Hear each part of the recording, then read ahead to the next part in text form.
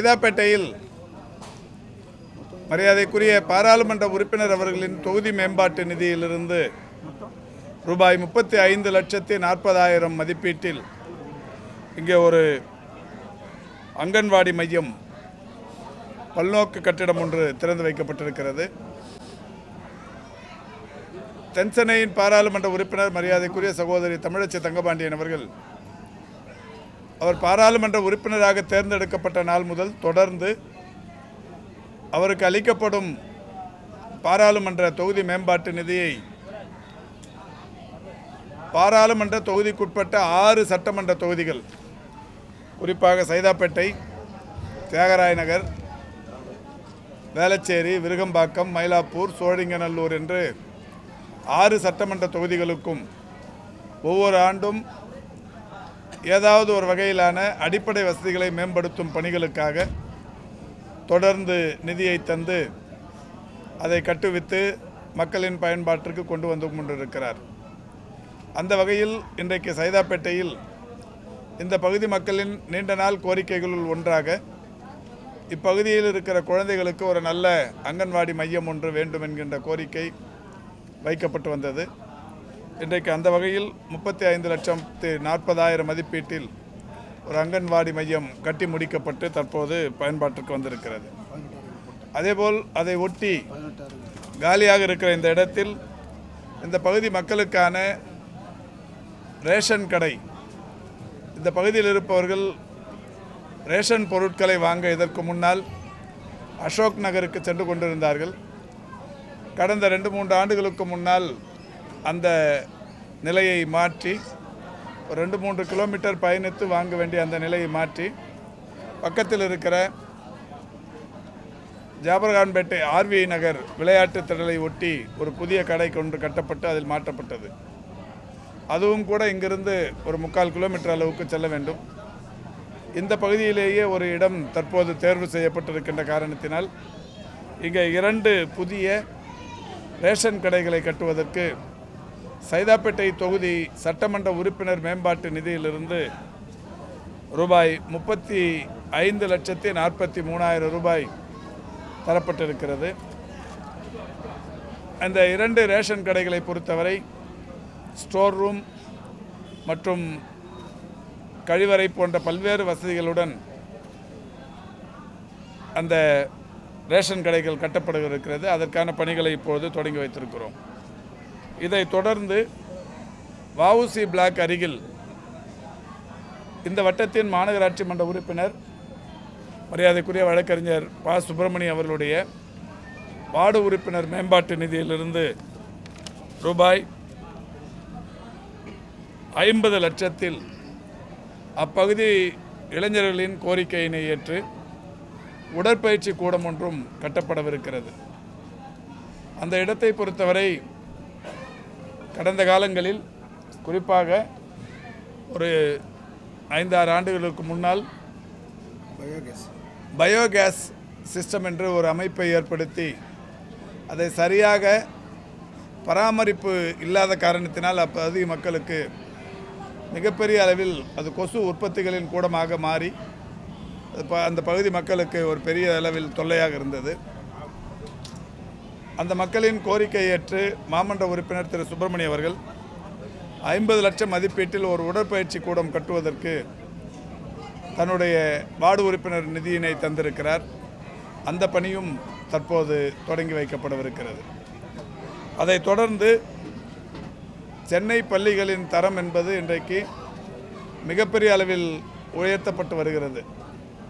குறிப்பாக சென்னை ஆண்கள் மேல்நிலைப்பள்ளி, பெண்கள் மேல்நிலைப்பள்ளி, சென்னை நடுநிலைப்பள்ளி, சென்னை துவக்கப்பள்ளி என்று 4 பள்ளிகள் ஒரே வளாகத்தில் அமைந்திருக்கிறது ஜோன் சாலையில்.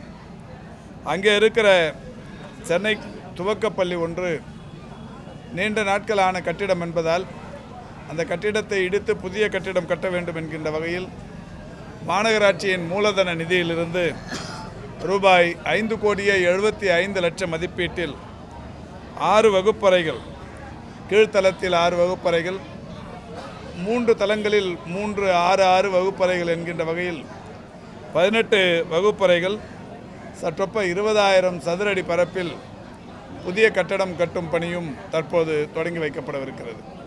இந்த வகையில் சைதாப்பேட்டையில் ஒரு 18 அறைகளுடன் கூடிய ஒரு துவக்கப்பள்ளிக்கான அடிக்கல் நாட்டு விழாவும் 50 லட்சம் மதிப்பீட்டில் ஒரு உடற்பயிற்சி கூடத்திற்கான அடிக்கல் நாட்டு விழாவும் 35,43,000 மதிப்பீட்டில் 2 ரேஷன் கடைகள் கட்டுவதற்கான அடிக்கல் நாட்டு விழாவும் பாராளுமன்ற உறுப்பினர் பெருமதிப்பிற்குரிய சகோதரி தமிழச்சி தங்கபாண்டியன் அவர்களின் தொகுதி மேம்பாட்டு நிதியில் கட்டப்பட்ட 33 லட்சம் ரூபாய் செலவில் கட்டப்பட்ட ஒரு அங்கன்வாடி மையமும் தற்போது பயன்பாட்டிற்கு திறந்து வைக்கப்பட்டிருக்கிறது.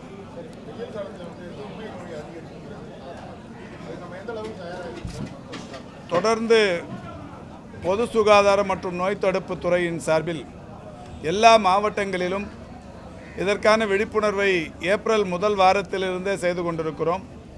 அந்தந்த மாவட்டங்களில் இருக்கிற மாவட்ட சுகாதார அலுவலர்கள் பொதுமக்களிடையே பெரிய அளவிலான விழிப்புணர்வை ஏற்படுத்தி வருகிறார்கள்.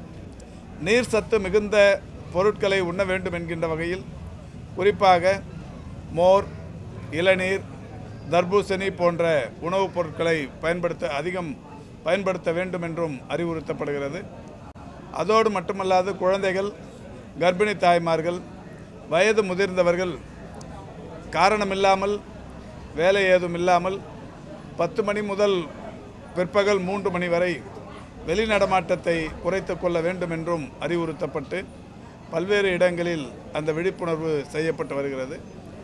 அது மட்டுமல்லாது தமிழ்நாட்டில் இருக்கிற 2286 ஆரம்ப சுகாதார நிலையங்களிலும் ORS கரைசல் என்கின்ற வகையில் மக்களுக்கு இந்த டீஹைட்ரேஷன் ஆகாமல் இருக்க அந்த கரைசலும் எல்லா இடத்திலும் மாநகராட்சியின் மருத்துவமனைகளில் வைக்கப்பட்டிருக்கிறது.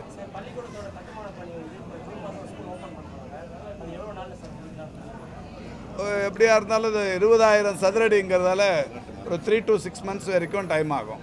ஒரு 3 மாதத்துலேருந்து 6 மாதம் வரைக்கும் ஆகும். தரைத்தளம் மற்றும் 3 தளங்களுடன் கூடிய கட்டிடம். அதுக்கு ஒவ்வொரு கட்டிடத்திற்கும் அந்த க்யூரேஷன் டைம்லாம் இருக்குது. அதனால் ஒரு 3 to 6 months வரைக்கும் ஆகும்.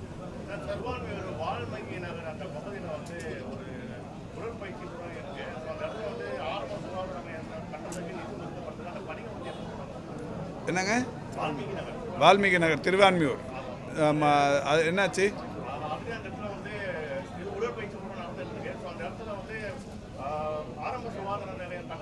ஆரம்ப சுகாதார நிலையம் இல்லை, நகர்ப்புற நலவாழ்வு மையம்னு ஒரு வார்டுக்கு ஒன்றுங்கிற மாதிரி மாண்புமிகு முதல்வர் அவர்களால் சென்னைக்கு 200 மருத்துவமனைகள் தரப்பட்டது. ஏற்கனவே அதில் 140 திறந்தாச்சு.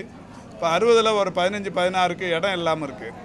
ஏற்கனவே உடற்பயிற்சி கூடத்தில் இருக்கிறத அதை எடுத்துட்டு நகர்ப்புற நலவாழ்வு மையம் வர்றது அங்கே இருக்கிற பொதுமக்கள், இளைஞர்கள் குறிப்பாக ஆர்வம் காட்டல. அதுக்கு உடற்பயிற்சி கூடமே வேணுன்றாங்க. ஒரு தரப்பு நகர்ப்புற நலவாழ்வு மையம் வேணும்னு கேட்டுக்கிறாங்க. மாநகராட்சி அலுவலர்களும் மாநகராட்சி மன்ற உறுப்பினரும் அங்கே இருக்கிற பொதுநல சங்கங்களோடு பேசி வேறு ஏதாவது பக்கத்தில் இடம் இருக்கான்னு பார்த்து நடவடிக்கை எடுக்க சொல்லியிருக்கிறோம்.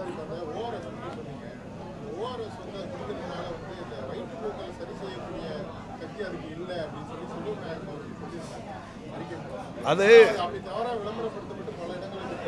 இல்லை ஓஆர்எஸ்ங்கிறது அந்த நீர் சத்தை இமிடியேட்டாக அந்த டெப்ரிசியேஷனை சரி பண்ணுறதுக்கு மட்டும்தான் அதாவது நீர் சத்து குறைவை உடனடியாக சரி பண்ணுறதுக்கான ஒரு இதுதான்.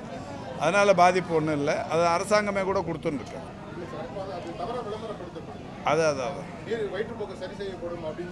இல்லை அது மாதிரி பண்ணக்கூடாது. இது வெறும் நீர் சத்து குறைபாட்டுக்குரிய ஒரு இதுதான்.